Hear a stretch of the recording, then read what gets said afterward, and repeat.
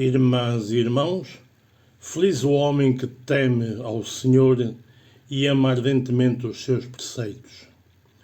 O capítulo 42 do livro de Jeremias narra a fuga para o Egito dos que mataram Godolias e que temiam a reação dos babilônios. Antes falam com Jeremias, pedindo-lhe que consulte Javé e comprometem-se com juramento a obedecer-lhe. O profeta garante fidelidade na transmissão do que lhe for revelado.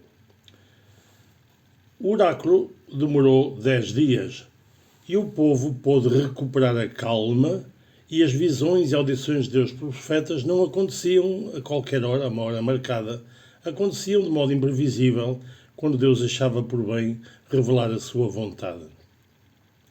O oráculo pedido, quando chegou, afirma que o Senhor condena o projeto de partida para o Egito e confirma a política que fora seguida por Godolias, permanecer na pátria e submeter-se aos babilônios. Nabucodonosor não se vingará, dizia o profeta.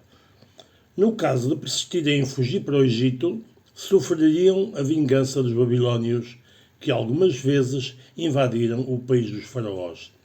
De qualquer modo, sabe-se que havia no Egito numerosas colónias hebraicas que viviam em condições difíceis. Os versículos 19 a 22 são uma última tentativa de Jeremias para demover os seus compatriotas do projeto de fuga para o Egito. Morrereis à espada, à fome e de peste, no lugar aonde quisestes ir para ficar. No capítulo 43, os chefes recusam-se a seguir o conselho de Jeremias, porque o atribuem não a uma inspiração de Deus, mas a uma manobra política de Baruque, o secretário do profeta. Jeremias é, pois, acusado de ser um falso profeta. É o que continua a acontecer quando a Igreja ergue a voz para afirmar a verdade sobre Deus, sobre o homem e sobre a vida, contra as opiniões correntes. Com uma decisão inesperada, também Jeremias e Baruque partem para o Egito. Provavelmente não partiram por decisão própria, mas forçados pelos compatriotas fugitivos que pretendiam assegurar, com a presença deles, proteção contra eventuais castigos de Deus. Os fugitivos, com Jeremias, seguem para Tafne, povoação vizinha do atual canal de Suez, e dali espalham-se por diversas regiões do Egito. No país dos faraós, Jeremias prossegue a sua atividade profética e anuncia a invasão de Nabucodonosor, de que serão vítimas os egípcios e muitos imigrantes, entre os quais os hebreus. A profecia é realizada de maneira simbólica quando o profeta lança as fundações do trono de Nabucodonosor, mesmo ao pé do palácio do faraó. Na explicação que Jeremias dá da ação simbólica, Nabucodonosor é chamado servo de Deus. Porquê? Porque é instrumento da sua justiça na devastação do Egito.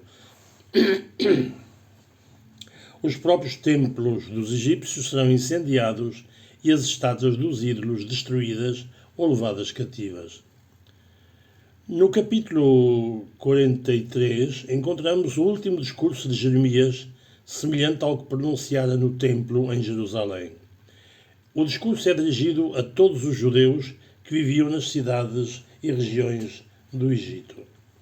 O profeta clama contra o sincretismo religioso que os judeus praticavam no Egito, semelhante ao que já tinham praticado no seu país e no qual se distinguiam as mulheres.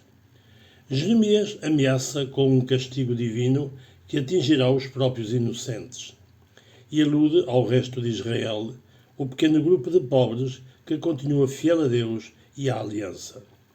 Os imigrantes recusam escutar o profeta, afirmando que a desgraça veio do abandono dos cultos cananeus provocado pela reforma de Josias. Jeremias reage violentamente contra a idolatria e o cinismo dos ouvintes, reafirmando o que dissera anteriormente. A desgraça que caiu sobre Jerusalém e Judá resulta do abandono de Javé, trocado pelos ídolos cananeus. O Senhor cumpre aquilo que a sua justiça e santidade exigem e ironiza. O povo, especialmente as mulheres, poderão cumprir os seus votos aos ídolos, mas é bom que conheçam as consequências desses atos. A derrota do faraó, que vier em auxílio dos judeus contra Nabucodonosor, é sinal de que Jeremias diz a verdade. O breve capítulo 45 reporta um colóquio de Jeremias com o seu secretário Baruque, que passava por uma forte depressão moral diante da tragédia da sua terra e perante a incerteza do seu próprio futuro. E desabafa, Baruque, ai de mim. Deus confirma a catástrofe que se aproxima, mas garante-lhe que irá sobreviver. Baruque irá sobreviver. E deixa perceber-lhe que também ele, Deus, sofre por ter de destruir a obra que tinha construído com tanto amor. É um imperativo da sua justiça e da sua santidade.